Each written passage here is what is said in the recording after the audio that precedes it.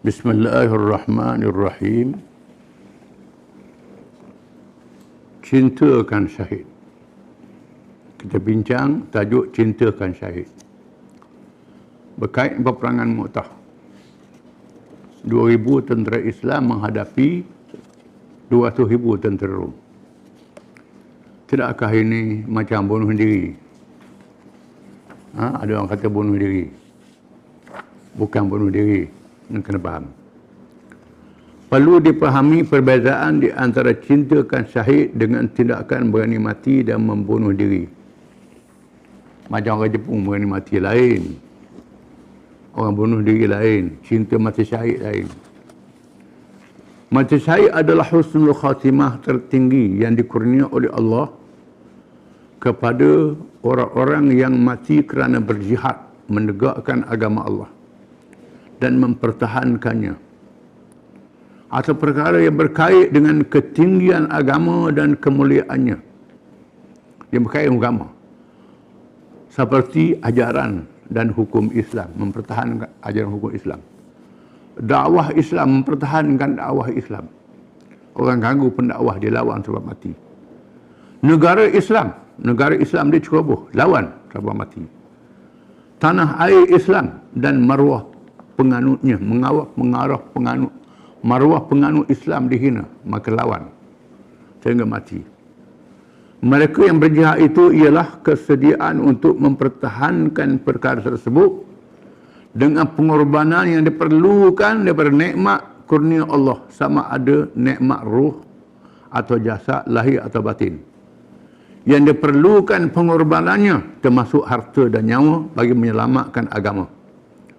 Dan perkara yang berkait dengannya, sanggup habis harta, sanggup korbankan tenaga, korbankan anak beranak, korbankan nikmat yang Tuhan beri, kerana mempertahankan agama, tanah air agama, maruah agama, orang yang menganut agama, dakwah agama Islam. Sama ada secara mengalahkan musuh atau mengerunkan mereka. Tujuannya supaya musuh dikalahkan, ataupun menggerunkan musuh supaya musuh itu takut. Bila buat begitu, musuh takut, lari, orang lain selamat, sanggup korbankan diri. Jihad itu dilakukan sehingga meletakkan kepentingan Islam dan perkara yang berkait dengannya mengatasi segala-galanya. Meletakkan Islam lebih mahal daripada segala-galanya, termasuk diri sendiri, kerana Islam adalah keutamaan yang pertama dalam hidup dan mati.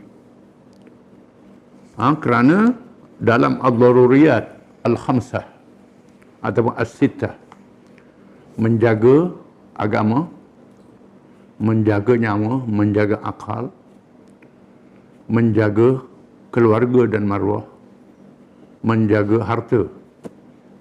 Ini keperluan hidup manusia. Menjaga agama yang pertama. Agama mesti letak nombor satu. Ini mengikut Islam. Ajaran lain letak harta nombor satu, ataupun diri nombor satu. Islam letak agama nombor satu. Kerana meletakkan agama nombor satu, sanggup korbankan nyawa, korbankan harta, korbankan segala nikmat. Di samping beriman kepada syurga, janji Allah di alam barzakh dan alam akhirat. Kepada orang yang mati syahid, percaya janji Allah Ta'ala. Tuhan berjanji mereka mati syahid ini masuk syurga. Percaya. Lepas mati masuk syurga selalu. Disebut dalam surah Yasin.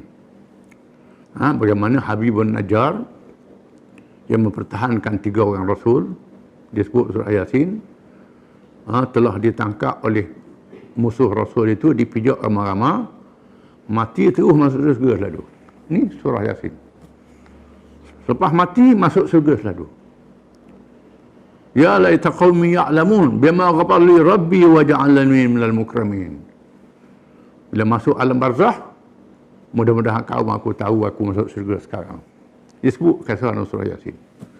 Jadi mereka yang sanggup mati ni percaya pada cerita ni lah. Cerita lepas mati masuk surga selalu. Dapat kelebihan.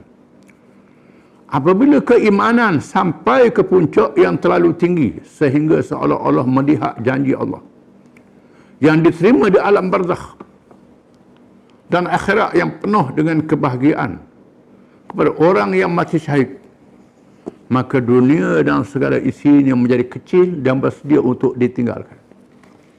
Bila masuk iman dalam mati, lepas mati ni aku masuk syurga lalu, maka terus lawan, sanggup siapa mati.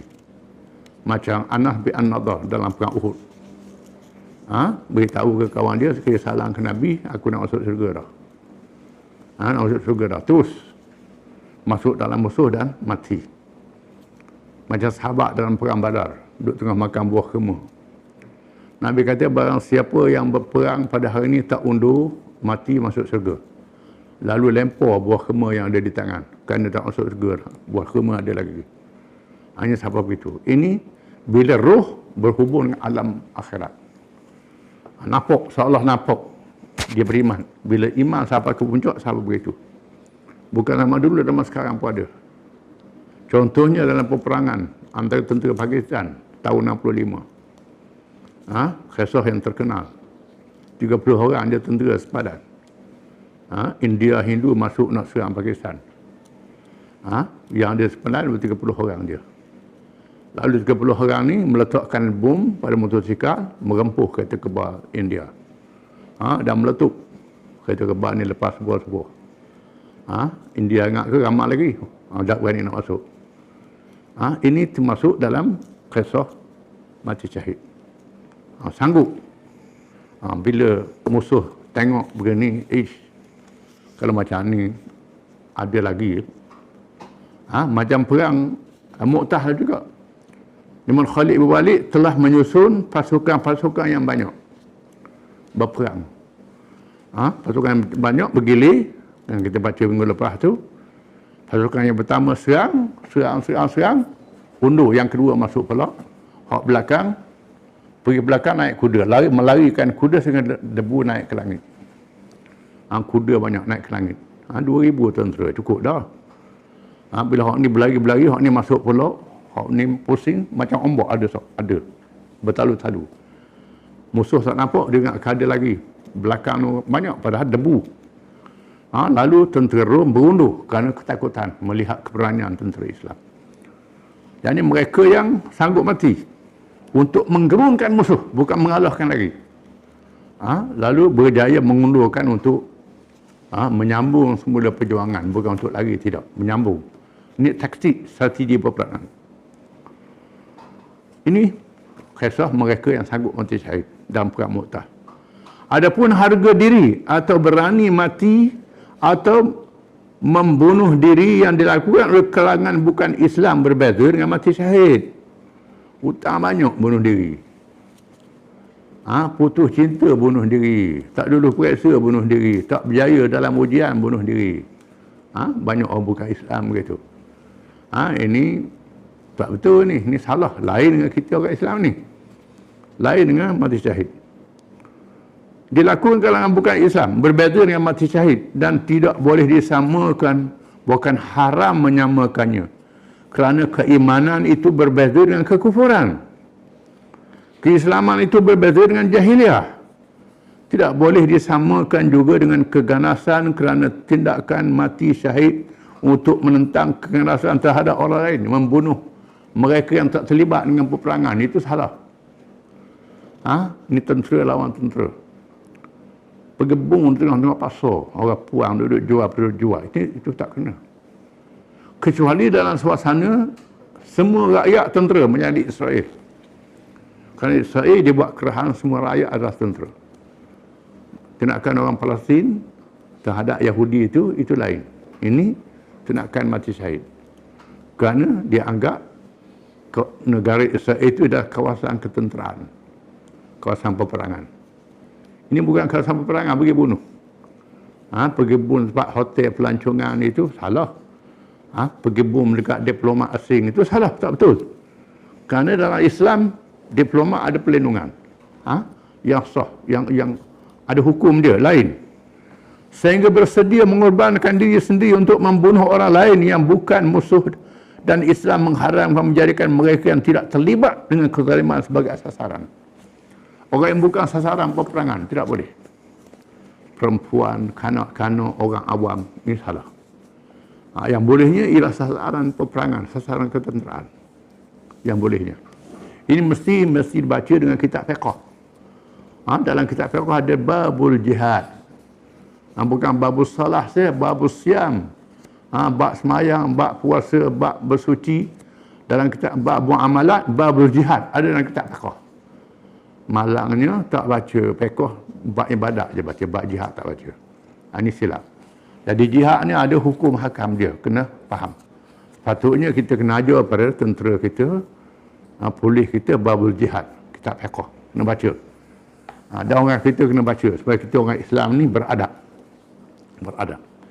Tindakan para sahabat radhiyallahu dalam peperangan Mu'tah termasuk di dalam perkara menuntut mati syahid, di samping beberapa tindakan dalam peperangan Badar, Uhud dan lain-lain, sehingga mereka disanjung dan dipuji oleh Allah dan Rasulnya. Firman Allah Ta'ala dalam Quran, minal mu'minina rijalun sadaqu ma'ahadullah alaih faminhum man qadha nahbahu wa minhum man yantazir wa ma baddalu tabdila. Suratul Ahzab ayat 23.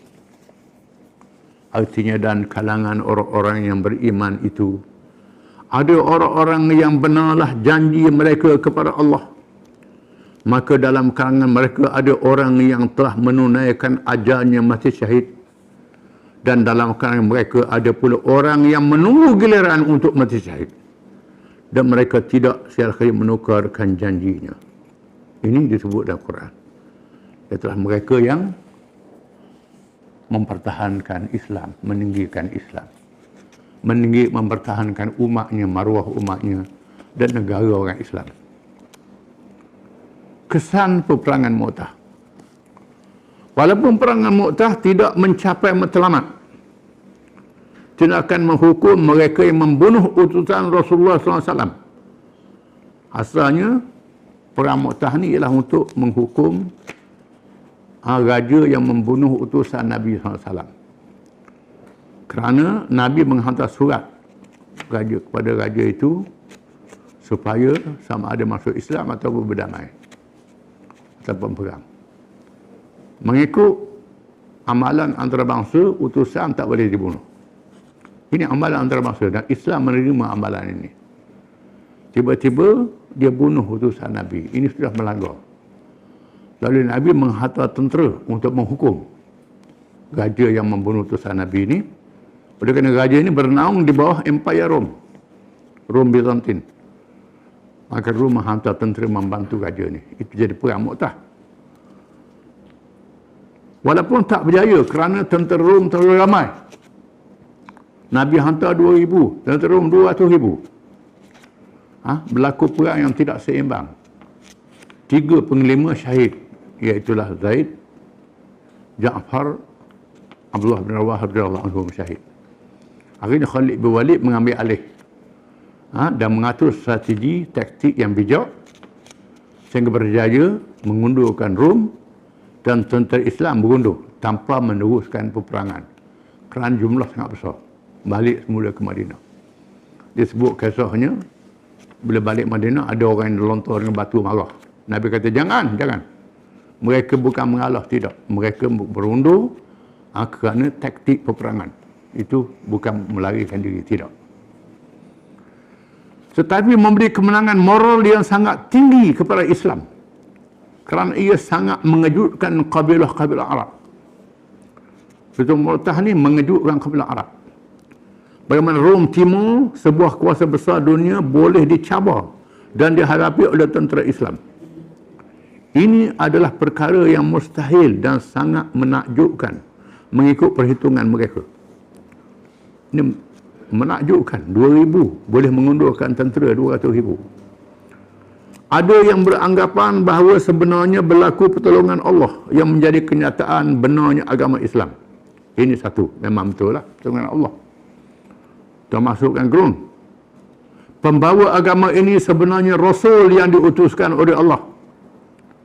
Maka beberapa kabilah yang pada mulanya sangat bermusuh menganut Islam, sangat bermusuh menganut Islam. Di antaranya ialah kabilah Bani Salim, Ashja', Ghatfan, Zubyan, Fuzarah dan lain-lain. Ada kabilah yang menyerah dan masuk Islam. Ada kabilah yang takut. Peperangan ini juga menjadi pertemuan pertama dengan kuasa besar dunia di zaman itu. Dan menjadi lambaran sejarah dan permulaan kejatuhan kuasa besar dunia terkuat. Ini permulaan kepada jatuhnya Rom. Walaupun tak berlaku zaman Nabi, berlaku zaman Sayyidina Umar bin Khattab, Abu Bakar, Umar Khattab radhiyallahu anhu. Dan diikuti oleh kuasa besar yang lain. Keadaan ini membuka pintu pada cahaya Islam di seluruh pelosok dunia. Kerana pada masa Nabi berhijrah di Mekah, Madinah, kisah yang terkenal. Nabi berhijrah dalam keadaan bersembunyi. Kisah hijrah bila pemimpin musyrikin Mekah tak berjaya menangkap Nabi, lalu mereka menawarkan hadiah 100 ekor unta kepada sesiapa yang berjaya menangkap atau membunuh Muhammad sallallahu alaihi wasallam. Lalu Suraqah bin Malik, seorang panglima Mekah yang terkenal, dengar hadiah yang lumayan ni, suruh khadam dia menyediakan kuda. Dia nak pergi seorang, nak takak Nabi, nak bunuh Nabi, boleh 100 ekor unta. Kalau ajak kawan, kena bagi hadiah ni. Dalam kepala dia nak dapat hadiah seorang dia. Suraqah bin Malik, lalu dia pun dia dengar berita Nabi dan Abu Bakar dengan seorang pemandu melalui jalan yang luar biasa. Tak dilalui oleh orang. Dan dia tahu, dia dapat rahsia tu. Lalu dia kejar dengan kuda. Memang jumpa sungguh dengan Nabi. Abu Bakar tengok kuda mari. Nampak Suraqah bin Malik. Nabi kata tak apa, jangan takut. Suraqah bin Malik terus nak serang, tiba-tiba tanah pegang kaki kuda dia, tak gerak. Jatuh tersungkur Suraqah bin Malik. Kemudian dia naik kuda semula, kejar balik, kena pegang balik. Ini mukjizat Nabi, tolongan Allah. Dia pegang di tanah, kaki kuda dia jatuh. Sampai yang ketiga dia jatuh, dia serah diri pada Nabi. Nabi kata, wahai Suraqah, aku nak beri hadiah padamu gelang kuasa besar Kisra, kuasa besar Parsi. Dengan makna bahawa Nabi sudah yakin Islam akan menang. Rom dan Parsi akan kalah. Akan kalah Rom dan Parsi ni. Bila sampai masa aku nak beri hadiah kamu, gelang kebesaran Maharaja Parsi. Tiba-tiba zaman Nabi, Rom dengan Parsi tak kalah lagi. Zaman Sayyidina Abu Bakar tak habis lagi, walaupun sudah menang, tak habis lagi. Zaman Sayyidina Umar barulah Rom dan Parsi kalah. Sa'ad bin Abi Waqqas menghantar barang daripada Parsi yang dirampas, termasuk gelang kebesaran kerajaan Parsi. Lalu Sayyidina Umar panggil Suraqah bin Malik, ini janji Nabi, nak beri kamu. Beri pada Suraqah bin Malik. Ini cerita hijrah yang terkenal. Jadi janji Nabi ni janji yang benar, janji yang betul. Parsi dan Rom jatuh, kuasa besar dunia jatuh. Islam akan menang pada akhirnya. Ini janji yang betul. Semua janji Nabi betul. Bahkan Nabi pernah sebut Constantinople akan jatuh. Zaman sahabat, zaman Umayyah Abbasiyah, orang Islam usaha nak tawan Constantinople, tak berjaya. Sehingga 1000 tahun lebih, zaman Utsmaniyah, Sultan Muhammad Al-Fatih telah berjaya membuka Constantinople, tukar pada Istanbul. Ini termasuk dalam janji Nabi SAW. Dan termasuk janji Nabi juga Rom akan diperintah oleh Islam. Rom Itali. Rom Itali, pusat Roman Katolik. Itu akan diperintah oleh Islam satu hari nanti. Nabi sebut, ada hadis. Latubtahanna Konstantiniyah war Rumiyah. Islam akan membuka Konstantinopel dan Rom. Konstantinopel sudah dibuka, Rom belum lagi. Menandakan ada lagi masa depan untuk Islam. Rom, Itali. Ini akan berlaku. Akan berlaku. Bila? Pasti akan berlaku. Kerana Nabi sebut dengan janji Allah Ta'ala. Wallahu a'lam.